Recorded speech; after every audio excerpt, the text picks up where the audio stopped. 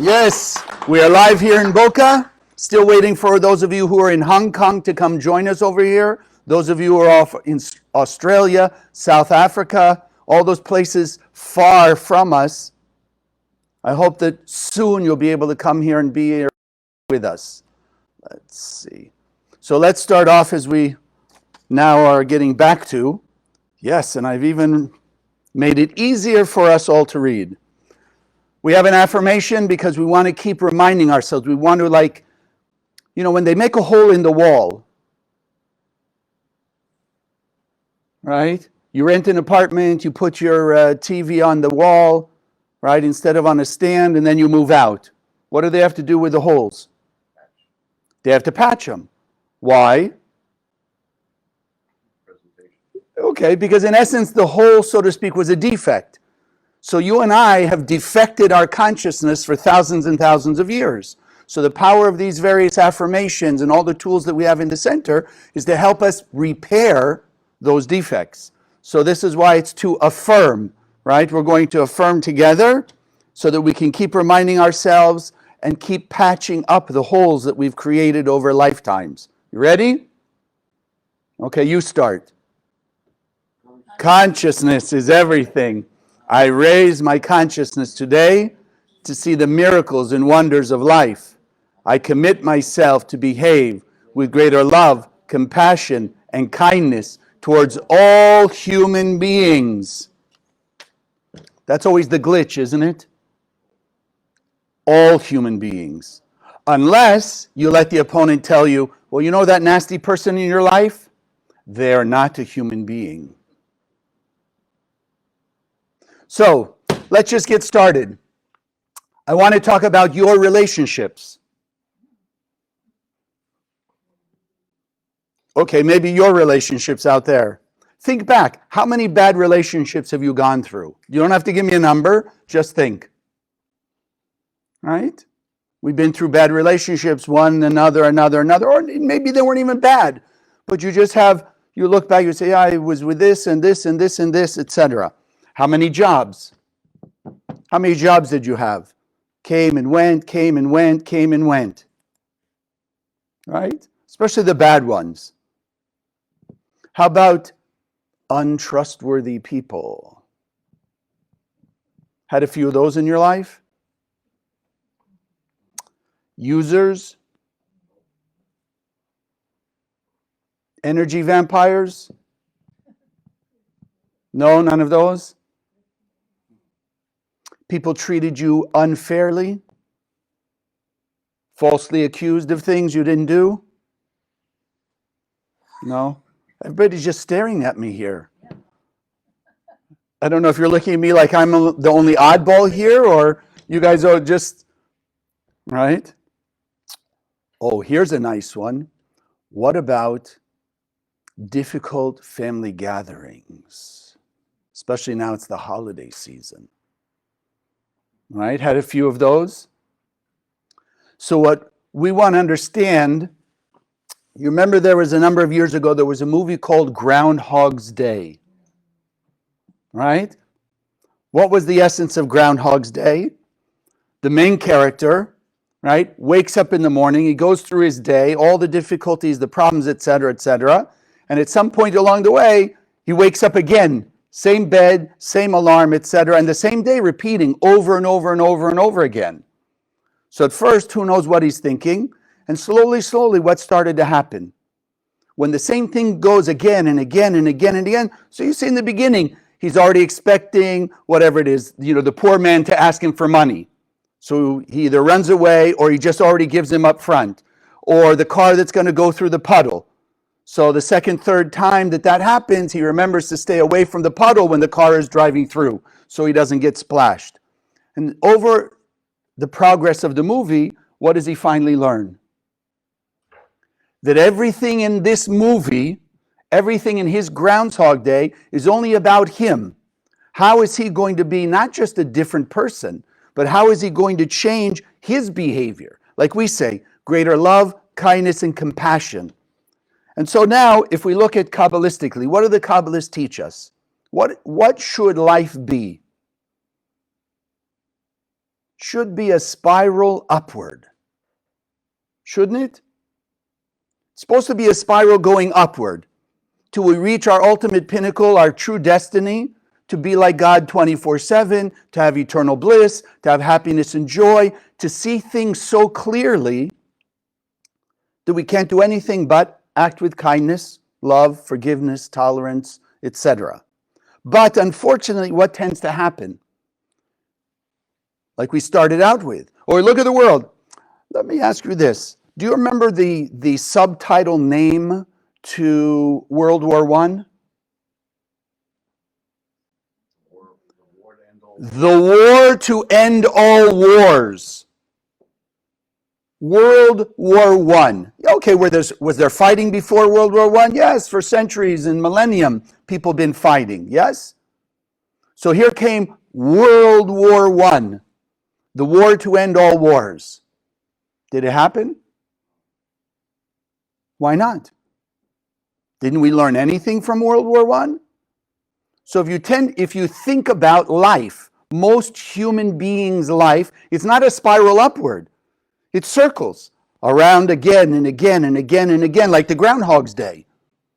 So if you look at some of the things we did, right, until we learn how to change and make it a spiral, it goes around the same thing again and again and again. What did you do with your bad relationships? What do we usually learn? Oh, I was dating that type of person. Let me not date that type of person. I'll date a different type of person. Oh, that job? Yeah, it was a horrible job. So I will look in a different industry. I'll look in a different place. I'll look for different people, whatever it is. And we keep tending to do what? Go in circles again and again and again. Okay, this time I'm going to be, I'm not going to talk to Aunt Mabel when I go to Thanksgiving dinner. Because the last year when I spoke to her, she just nothing. She went off on me, blah, blah, blah, blah, blah. So I'll sit on the opposite side of the room. So this is Groundhog's Day. We don't really learn the true lesson from the past. We just keep trying to avoid the same appearances. Different types of people, different types of jobs, different locations, right? Terrible neighbors. So you move from one house to another, one location to another. And unfortunately, what happens? Okay, maybe now it's not terrible neighbors, but something in the house goes bad, right? Terrible service, I don't know, from the postal people or something, and you got to move again. Because it's the same thing. Or maybe it's not terrible neighbors. Maybe it's pest control or not control. Come the rats, come the spiders, come the ants, come the something. So one was the neighbor, and now it's just all these little rodents coming around. And we tend to give in to our five senses and not see what's really going on. So we'll look for new friends, we'll look for new places, we won't let people. The next time somebody accuses us unfairly, what are we going to do? Now we're going to stand up, and we're going to scream and yell, we're going to fight, we're going to do all the different things. We think we've done something different, but we didn't really do anything different. We're just in the same thing, like this guy in the movie. He tends to do the same thing, and little by little he starts to realize, wait a second, what's the only common factor in every day? Him. We just affirmed consciousness is everything.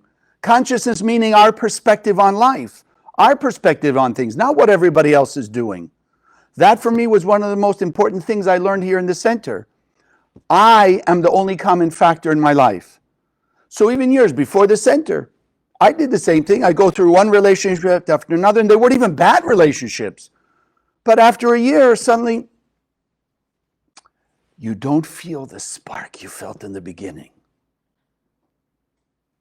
So on to the next one. And then what are you looking for? The spark. So you meet somebody new, the spark is there. So now you start a relationship.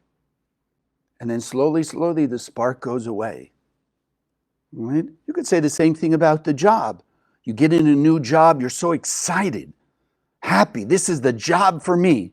And after a few months, turns out to be very similar to the first one, or the second, or the third, or the fourth. I think I've told you along the way in all our years together, I know somebody who their pattern of occupation, their pattern of work, was they get in a job, and it didn't matter what, different careers, different professions, whatever, and usually it would take 2-3 months, and then all of a sudden, everybody they worked with was an idiot. The boss was an idiot, the co-workers were idiots, everybody was stupid except for them. So when it got intolerable, they would leave, find another job. Same thing, a few months later, we could hear the same thing. Just idiots. People are idiots. I don't know where all these idiots come from. How can they be that way? And then another job, and another job, and another job. You know what stopped the pattern? Nope. The person finally got to the point, they changed literally so many times over, like a year, 1 year, another year, another year, another. They finally started to realize if they didn't stay in one job, what would they have for pension and retirement? So they stayed in a job for 20 some odd years, and guess what all of their friends heard for 20 some odd years? Same thing. The boss is an idiot, the co-workers are an idiot, the CEOs everybody was still an idiot. But they put up with all that pain and suffering. Why? Because the perception, if they didn't stay long enough, when they wanted to retire, they wouldn't have retirement money. So again, the circling and not the spiral upward, not the upward movement. You and I have come to the center, and what do we understand? We got to look at ourselves. So if I ask you now, what's your repetitive pattern? Think about it. And maybe think like we said, maybe there's multiple ones. Because remember, we have that opponent, we have that parasite, we have that adversary in our head, and it's programming that if you'll go to Kabbalah 1, we've learned we set it up. It wasn't set up by anyone or anything else. We set it up. What's the programming that we give that parasite in our head, that we give that opponent? That's why I started calling it the competitor. Somebody going to watch football today? There's a football game, yes? Okay, so there's a football game. What's the job of the opposing team? To just say, here, you want to make a pass? Go ahead, pass the ball. We'll just stand here and watch. Is that the idea? No, the opponent is supposed to oppose. They're supposed to try and distract, psych out, defeat their opponent. So we have the competitor in our head. What do you think it's going to keep telling us? Because here's the idea. Here's another way of looking at it. Consciousness is everything, yes or yes? Yes. If you're looking from above, think in simple physical terms. If you're looking from above, what looks different between a circle and a spiral upward? Nothing. If you're looking from above, the spiral upward still looks like a circle. Right? Only when you look from the side, you see each spiral is going up the next level, the next level, the next level. So that parasite, that competitor is there to psych us out. Oh, you think you improved? No, because what happens on the next level up? Until we get rid of, let's say, our fear. You and I have learned here in the Kabbalah Center, as I was sharing with somebody here who's relatively new, the Zohar says light only comes out of darkness. And as we spoke a couple weeks ago, the light is infinite. There's no movement to light. And some of you actually wrote in and said, so what are the scientists measuring when they say there's a speed of light? But going back to that, fear, until we get rid of our fear 100%. Football game, hello? They have 4 downs to make a first down, yes? So you tell me, when the two teams line up, are they not lining up the same way essentially they did one play before? Why don't they look and say, this is stupidity. Stupidity. Why should we line up the same way? Why should we be? Maybe we should be on the other side, like just hang out around the quarterback so the moment he gets the ball, you grab him here. No, those aren't the rules. You got to stay on your side of the scrimmage line. They're over there, but they're lining up the same. So it looks the same every play, if you're following me, right? Similar. And yet, what makes the game exciting? Because you don't know what they're going to do. They're lining up the same, but maybe the quarterback will hand the ball to the guy to run. Or maybe he'll pass the ball. Or maybe he'll run himself. There's various things. So the same thing with us. Until we get rid of our fear completely, every challenge that gives us the opportunity to extract certainty, trust, compassion, kindness out of the fear is going to look initially like fear. Something going to make us triggered to our fear. Our job, pause, extract the light, act differently. Don't just follow the same pattern again and again. So we move up a notch. I walked into that fearful situation, let's say at 50% fear. I walk out ideally at only 40% fear. Less fear, more trust, more blessing, more happiness, more joy, more perspective. But in order to get now to 70%, what do I have to do? I got to face my fear again. So again, what's the competitor in our head doing? Oh, but it's fear again. Maybe you really didn't get rid of your fear. And until I get to 100% removing the fear, every challenge will look in a fearful way. So we have to gain the consciousness. We have to be... What does the word consciousness mean? I don't know why I'm on this roll today, but okay. What does it mean to be conscious? Aware of oneself. To be aware. Okay. How many of you have ever driven down the street? Let's put it. Okay. The law says you shouldn't be texting and driving. Right? Why? Because the moment you're conscious, your focus is on the phone that you're texting from, what happened to your consciousness of the street? You lose it. In essence, in a certain level, just let's take it simple for today, we can only be conscious one thing at a time. How many of you are old enough to remember moving pictures? Oh, look, see, we got somebody who doesn't remember. Yes, movies, right? Before video. There were movies. They were called moving pictures. What does that mean? Means if you looked at the film, they were just pictures, still pictures. So why do we think they were moving? Why do we think they were talking? Yeah, they ran the film, and so the pictures moved so fast, it looked like people were moving, doing, talking, etc. But each frame was just a still picture. So you and I have to learn from that. What does our life look like? So 1 minute I'm looking at the phone, not me, okay?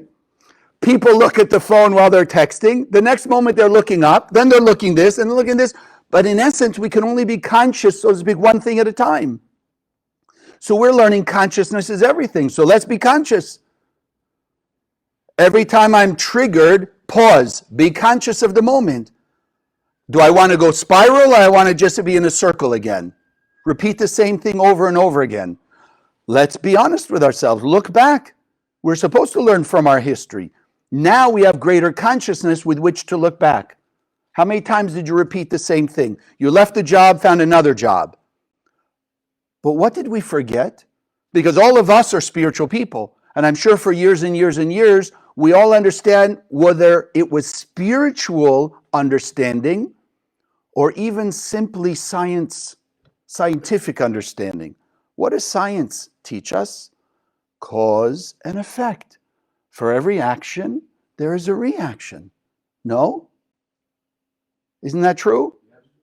So then let me ask you, I'm just thinking this now. If science has told us for every, and that's the word I believe they use, it's what I learned in college, right? For every action, there is a reaction. Yes? They didn't say for some actions, there's a reaction. I never thought of it this way. Thank you, guys. So then how could science years ago say there was anything random? How could something be accidental if the law of science was for every action there's a reaction? Then two cars meeting in the middle of the street is not an accident. It's not random. It's a series of cause and effect.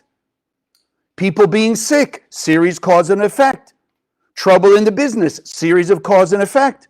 People repeating the same, forgive me, but the same foolishness over and over, series of cause and effect.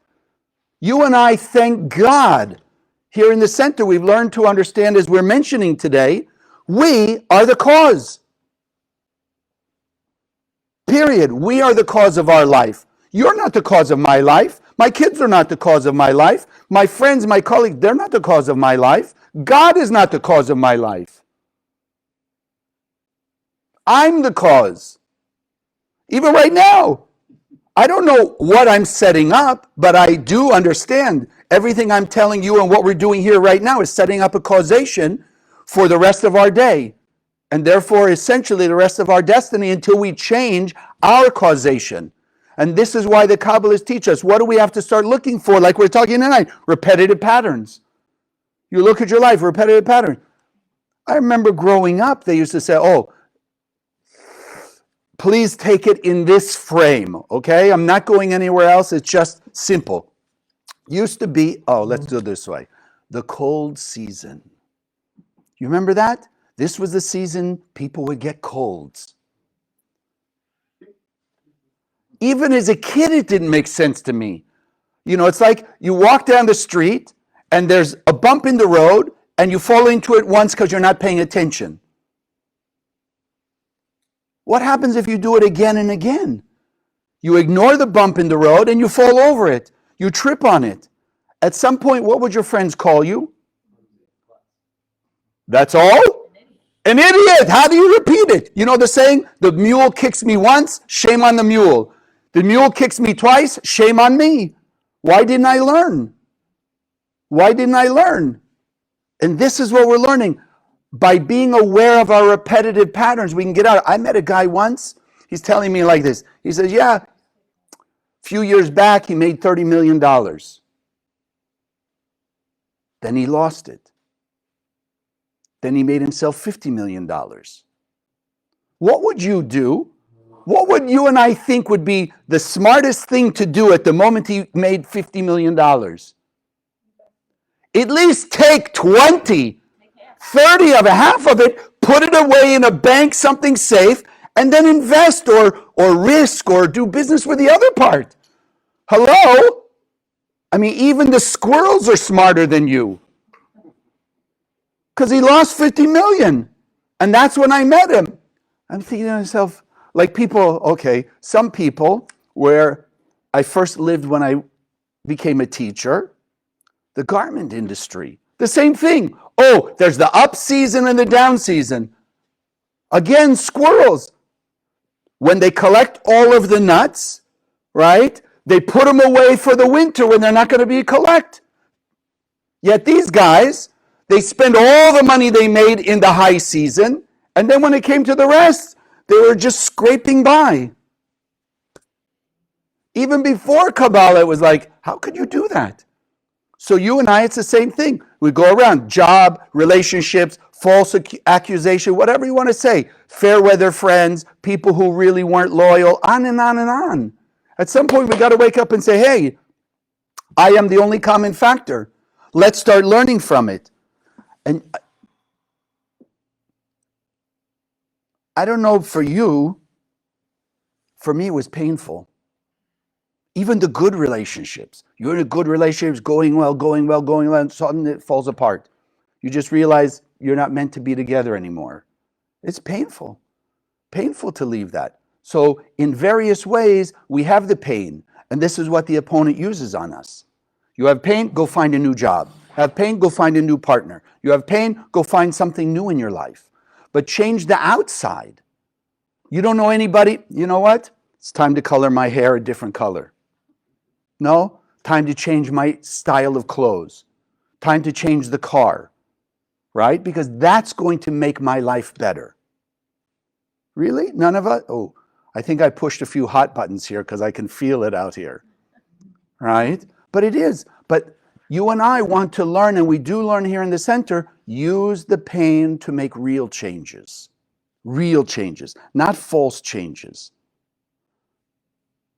Or don't let the opponent make you so discouraged. Like you hear people today, sad what's going on today. Those of you who understand, and if you don't, ask one of your friends or go to Kabbalah.com, this week's portion of the Zohar is describing what's going on in the world today. The Zohar is written 2,000 years ago. It's describing exactly what's happening today. In fact, what I read yesterday shocked me. And I'm not going to tell you because I don't want it recorded here in case people will misconstrue it. But the Zohar, like this, if you tell me you never looked at your friends. Okay, hard to be objective with ourselves. But did you never look at a friend and see they were doing the same thing? They were dating the same person just in a different disguise? Taking the same job just in a different disguise? You never saw that? Sure, easy to see other people, harder to see ourselves. So then here's the Zohar giving us the blueprint of the universe and basically saying, if you don't change, real changes, then 2,000 years later, this is what it's going to look like. And that's where we are now. Yes, there have been some changes. In my point of view, for me, the measure is the center. I started in 1987. There were 14 of us in the world, 3 tiny offices. And we're basically, other than me, and maybe 1 or 2 other people, they were all Persian and Israeli Jews. Now you look around, look at some of you who are watching today, all over the world, Jewish, Christian, Muslim, Buddhist, Hindu, whatever. It's grown. So from that point of view, more Zohar in the world than ever. This last year, more people took Kabbalah 1, 2, and 3 than in the last 40 years of the center because of Zohar, because of the Zoom, right? So like we were saying, 2 years, a lot of difficulty going on in the world, yes, lockdowns, shutdowns, this, that, and the other thing. Yet the center, because we know how to bring light out of the darkness, more people learning Kabbalah 1, 2, and 3 than the last 40 years.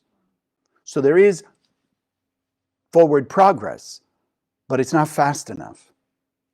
It's not fast enough. So what I was getting at is there are a lot of people, they look back at history. World War I, the war to end all wars. Then we had World War II, Vietnam, Korea, Mao Zedong, Stalin, all the rest of it, yes? So what will people say now, giving in to their opponent? Chaim, pipe dream. It'll never happen. The world will never be at peace. You'll never get the Jew, Christian, Muslim, Buddhist, black, white, yellow, brown. You'll never get them to all agree on anything. How do they know? Look at history, right? If you look at history, you've seen that kind of agreement? No. So how do you and I, how could we know with absolute certainty that it will end? That there will be peace on earth? And there will be harmony and unity. How can we say that? Yeah, I see. I can hear it because I hear he's trying to fight me. That parasitic voice is trying to say, no, no, no. Come on, Chaim, you really believe that? You've been doing this for 35 years now. You really believe that? Hasn't happened yet, right? The Rav and Karen left the physical world. All these different things went on. You know, all the tumult has been going on. Do you really think that's going to end soon? And this is why, and I honestly, I'm sharing with you so that it stays clearer and clearer in my mind.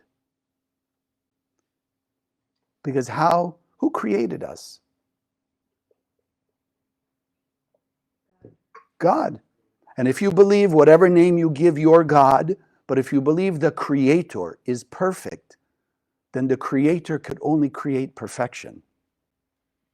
And perfection that's been given to us by the Creator, implanted inside of us, this perfection has to show up. Has to show up. So all that we're seeing now, and even when we look in the mirror and we see we've done foolish things and like we've saying today, repetitive negative patterns, etc., even that, what has made you and me change? We said pain. I had pain of all these different relationships, pain of the same, even, should I confess to you? Ooh, okay, even coming on 35 years, or 34 years as a teacher, 35 years in the center, I look back now and I see I am pained by the things that I didn't change, by the same repetitive patterns, even over 34 years. Yeah, I did change some things.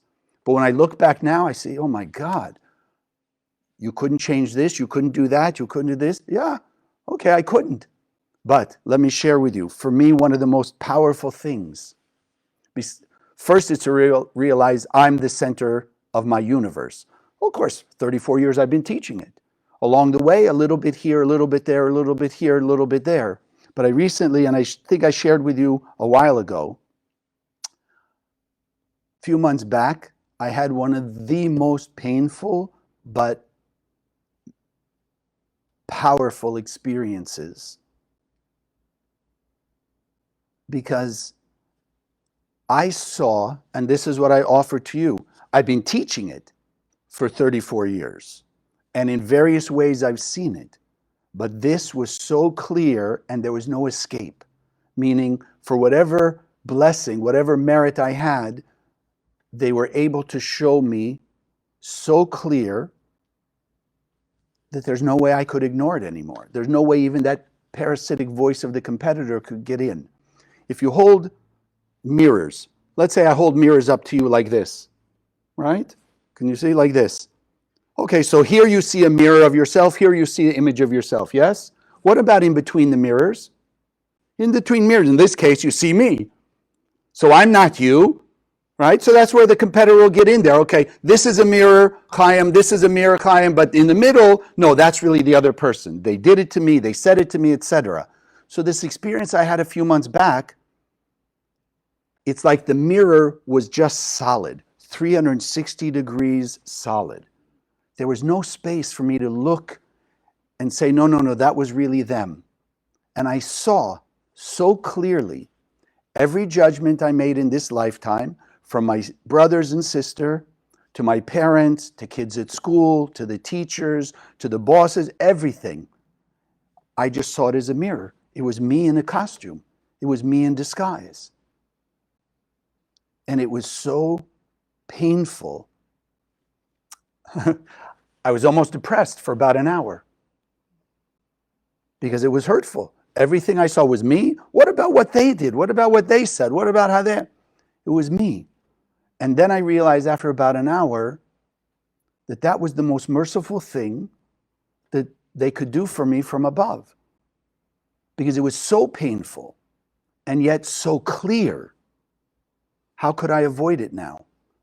So in the last 4 or 5 months since that happened, every time I want to point the finger at somebody else, I get like smacked in the head. What's the reflection in you? How is that you? What are you doing that's similar to that? Now, painful still, but it's also been one of the most powerful growing experiences I've had.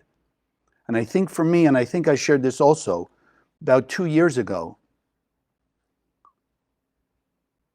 I made a quantum leap, from my point of view, in my spiritual evolution.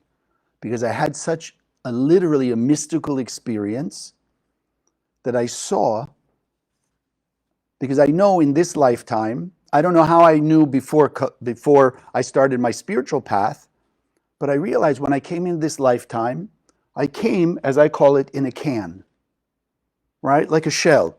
I was in a can. Okay, I was a nice guy, did nice things, I went to school, blah, blah, blah, whatever else. I wasn't a bad guy, but I realized that somehow I was in this can. So a few years ago, I had this meditation because, I started to feel the pain as I'm sharing with you now, this repetitive pattern. And when you see that you're the only common factor, you can still try and blame everybody else. And I'm not saying they didn't have their stuff. But I realized I'm the only common factor. So I had this mystical experience where I saw in a meditation, I saw this steel wall.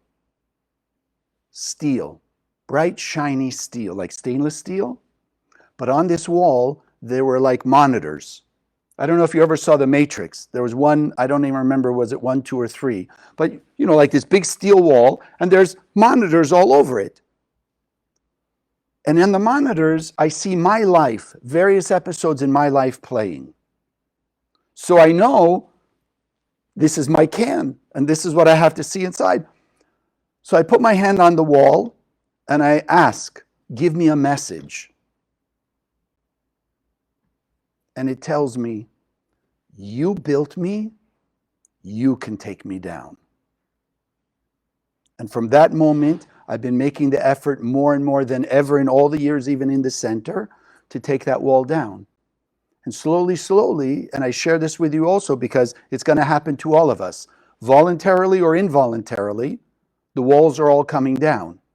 The issue is how much pain and suffering we may have to go through, and that's why I encourage you, start making what you've already experienced so painful that you are determined, committed, focused, tenacious on that path of breaking down the rest of your wall. So as I started to break down the wall, guess what I started to see? I started to see sunshine. I could see the light over the remaining parts of the wall. So I knew it was good to go, but I was also scared.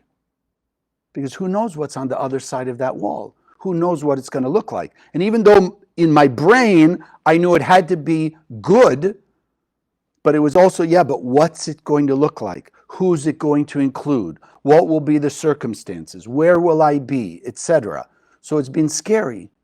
But what I share with you now is, one, you have to see the world as a pure mirror. Doesn't matter who, what, when, or where. Everything that comes our way, everything you see on the news, everything you look around the world is a mirror that we can grow from.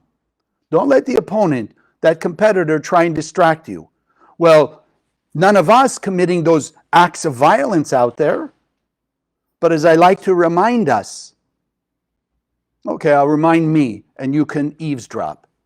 It's gotten better, 1,000% better. But every now and then, still to this day, drive down the street, and the light turns red when I don't want it to turn red, because I'm in a little bit of a rush, right? So, used to be,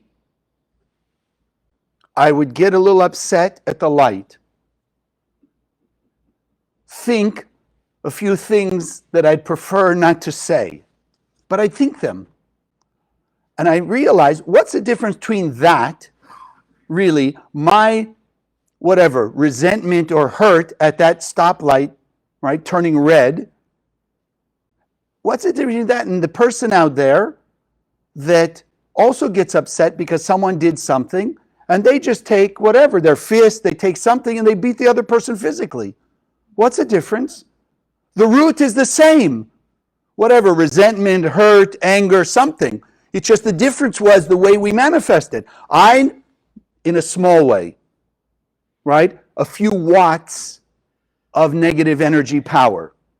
They, maybe thousands of watts, not only of the negative energy, but also the physical act. But it's the same root material. So if you look at your life as a mirror that way, it's easier to grow from. The opponent wants to tell you, but you're not evil. No, that's true.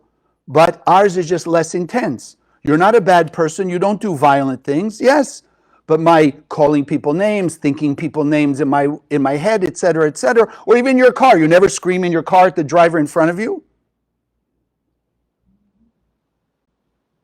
So, same thing, you follow, just a lesser intensity than the guy who in the road rage gets out of his car and goes, takes a baseball bat to the window of the other car. Same root. So we can learn how to see and grow from those things. But we have to be willing. We have to be willing. And this is why I've promised myself, as I've had this opening, things changing. I feel more open. I feel more free. I feel, yeah, still it's a little, scary as I move forward. But if you'll go on this path, as we say, how are you going to have greater kindness, compassion, love, forgiveness, and tolerance? What is it going to take? And this is what I would encourage you. We're in the holiday season, supposed to be happy. How many people are miserable? at this time? Who's going to give the gifts? Where are they going to go? What's going to happen? Will they be able to have their parties, etc.? It's supposed to be a joyous time. So if we want to grow and evolve, first thing we have to do is start opening our heart. Got to open our heart and see the reflection in things around us. And as you open your heart, so you start to feel the other person. We often talk about there's only one person on earth. God only created one being.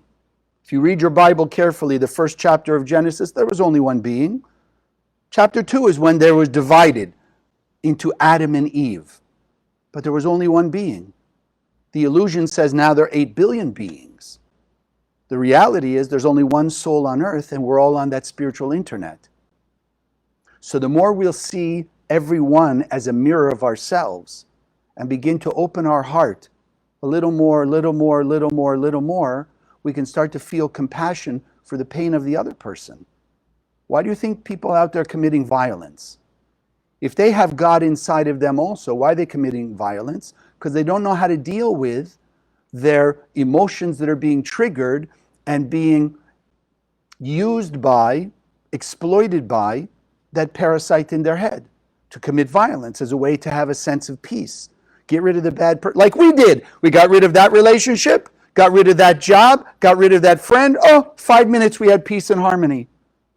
And then again, the repetitive pattern. So people who don't open their heart to open, as it's called in the Zohar, the eyes of their heart, they don't see this repetitive pattern. It's just that bad person, another bad person, another bad job, and another bad friend, etc. They don't see that they're the common factor. So it's our turn.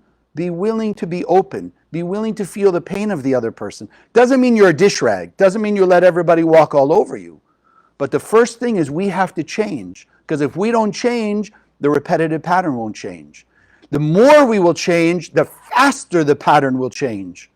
The whole mission of the center is simple. Just bring so many people into unity of fighting their own opponent, changing their own self, bringing more light to bear on the world, then the faster we'll be able to create, relative to people, places, and things in this world, the abnormal situation.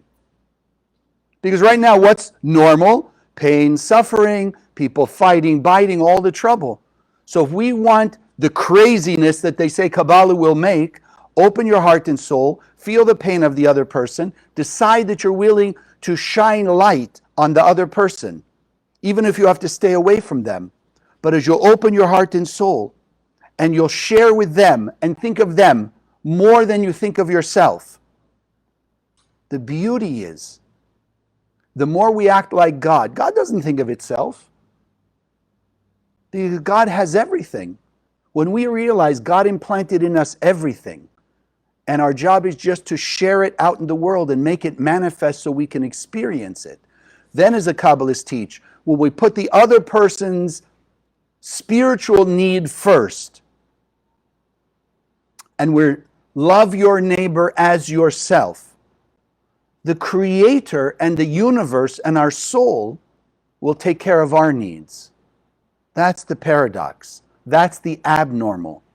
But in the end of the story, the more we will behave crazy, love your neighbor as yourself, unconditional love, the more we act in that craziness, that abnormality, then the faster we will reveal that which has been abnormal for the last number of thousands of years.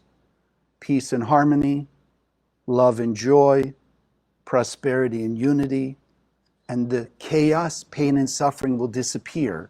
And what will show up as it once was is heaven on earth for every single one of us. It's in our hands. It's up to us to take control. Don't expect the Creator to do it. Don't expect your friends and family to do it. Don't expect anybody else to do it. At this point, it should be easy to see, as they're telling us on the outside, we're all in it together. So then the more I help you, and you help somebody else, and you help somebody else, the faster we'll go around, and each one of us will be taken care of. And each one of us will live in that peace, harmony, and that grace that is literally called heaven on earth. God bless. Thank you. in order to get and speed up, this is why we do what we're about to do now. We cannot do it by ourselves. I wish I could tell you we had billions of dollars in the center, right? We have people who no, we need to still collect, right? Because the faster we can spread the Zohar, we can spread this wisdom, the faster people are awakened, the faster we will all act, like we said today, greater love, kindness, and compassion, greater, our next level up. And the faster the light disappears, the faster people's soul, the light in their soul will be awakened. So we can only do it with your support, which I do also want to acknowledge. Many of you are regular contributors. Some of you, this is your first time, but anything you can share. The last 2 years, we have people who can give more, and they've sponsored and supported by scholarship people who couldn't afford the Kabbalah 1, 2, and 3, but they can pay what they can. So in the same way, whatever you can offer, whatever you can share, this is why we take these few moments to put our energy and our blessing in it, so that it will not only do more for the world, but also bring back more for you. So those of you who are here, just hold your offering in your hand. For those of you who are online, I'm going to post the link. There we go. So after the meditation, you can go online and make your offering. So we just want to remember, we are vessels. Everything we have has been given from the Creator through messengers, through our talents and abilities, etc., that are also God-given. So everything ultimately comes from the light of the Creator. Our job is to channel it as best we can. And therefore we have gratitude, greater appreciation, greater consciousness that we own nothing. We cannot take it with us.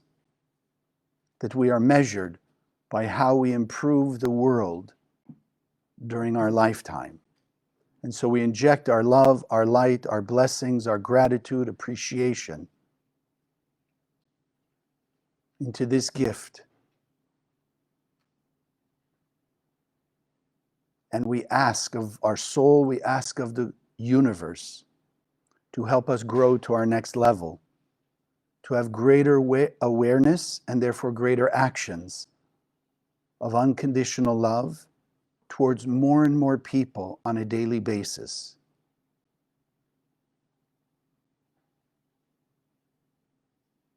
We strengthen our desire to speed up our spiritual evolution,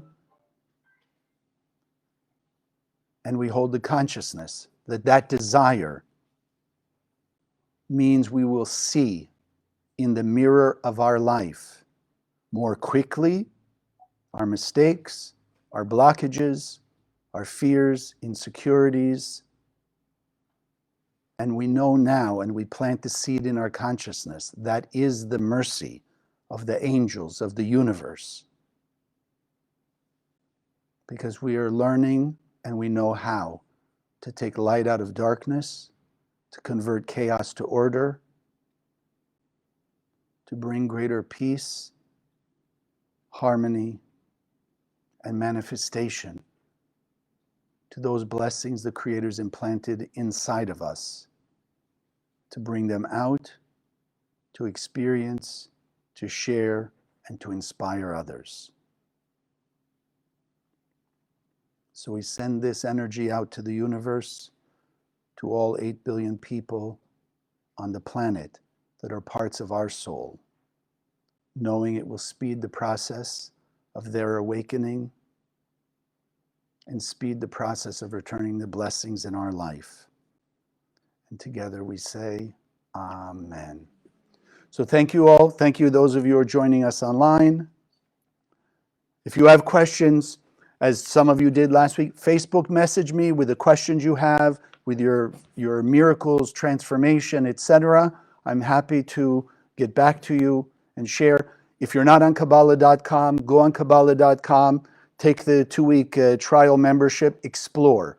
All I ask of people, like a restaurant. If I told you there was a great restaurant, go try the food. If you don't like it after you've eaten it, at least you know for sure you don't like it.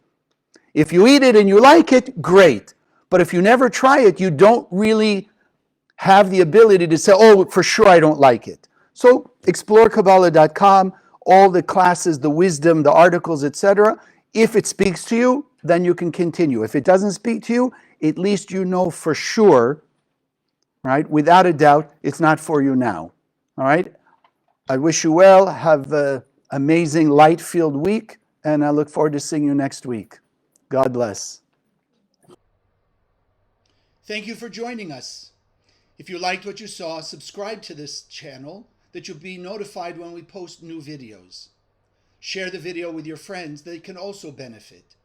And check out the website, www.kabbalah.com, that's Kabbalah, for hundreds of articles and classes.